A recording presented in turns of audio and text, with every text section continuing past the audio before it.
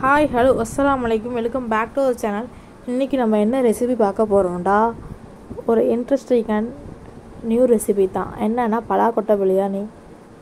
பலாக்கொட்டையெல்லாம் இருந்துச்சா ஓகேன்னா அந்த பலாக்கொட்டை பிரியாணி 1 pot ரைஸ் மாதிரி செஞ்சிடலான்ட்டு. தென் ஈவினிங் வந்து ஒரு ஸ்நாக்ஸ் செய்கிற வேலை இருந்துச்சு. அதனால ஆனங்காய்ச்சாமல் ஓகே 1 pot ரெசிபி மாதிரி செஞ்சிடலாம் அப்படின்ட்டு ஃபஸ்ட்டு வந்து பலாக்கொட்டையை வந்து ஒரு 75% மாதிரி தனியாக வேக வச்சு எடுத்துக்கிட்டேன். தென் அதுக்கப்புறம் வந்து ஒரு ப்ரெஷர் குக்கரில் 2 ஆனியன், மீடியம் சைஸ் ஆனியன், அதுக்கப்புறம் வந்து ஆல் ஸ்பைசஸ் எல்லாம் போட்டு வதக்கினதுக்கப்புறம் தென் வந்து இஞ்சி பூண்டும் கொரியாண்டர் லீவ்ஸும் போட்டுக்கிட்டேன்.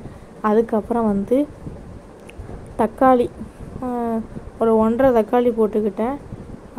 1.5 தக்காளி போட்டு நல்லா வதக்கிட்டு கேரட்டை ஆட் பண்ணியாச்சு. அது கொஞ்சம் நல்லா வதங்கினதுக்கப்புறம் இப்போ நம்ம வந்து மசாலா ஆட் பண்ண போகிறோம். என்ன மசாலானா எப்போதும் போல் மஞ்சள்தூள், மிளகாய்த்தூள், தென் கரம் மசாலா, அதுக்கப்புறம் வந்து நல்லா ஃப்ளேவர் கொடுக்கறதுக்காக ஆச்சி பிரியாணி மசாலா ஆட் பண்ணிக்கிட்டோம். ஓகேவா? இப்போ வந்து ரைஸ் வந்து சாஃப்ட்னஸ் கொடுக்கறதுக்காக வந்து கேர்டு ஆட் பண்ணலாம். பட் வந்து கேர்டு இல்லை, சரி வாங்க போகிறதுக்கு வீட்டில் ஆள் இல்லைங்கிறதுனால ஓகே சிம்பிளாக நாங்கள் தானே சாப்பிட போகிறோம், அதனால் வந்து இருக்கிறத வச்சே செஞ்சாச்சு.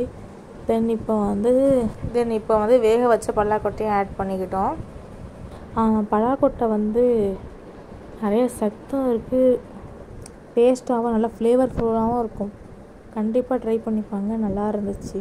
சாம்பாரில் போட்டாலுமே எதில் போட்டாலுமே நல்ல ஸ்மெல்லாக இருக்கும்.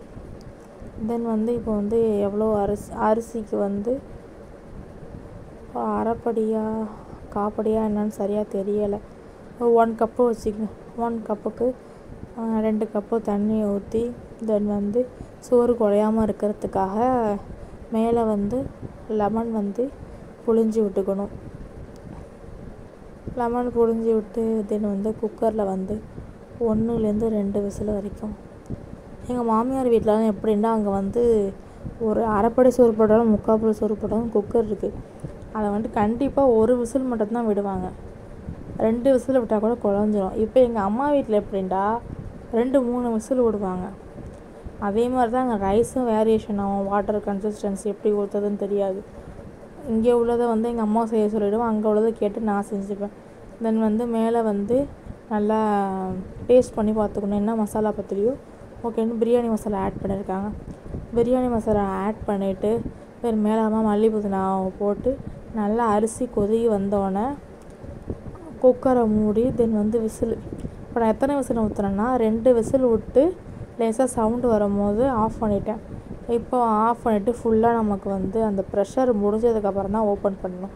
ஓப்பன் பண்ணால் பிரியாணி ரெடி ஆகிடுச்சு. நல்லா தெரியும், நல்லாவே வந்திருக்கு, நல்லா ஃப்ளேவர்ஃபுல்லாக டேஸ்ட்டாக இருந்துச்சு.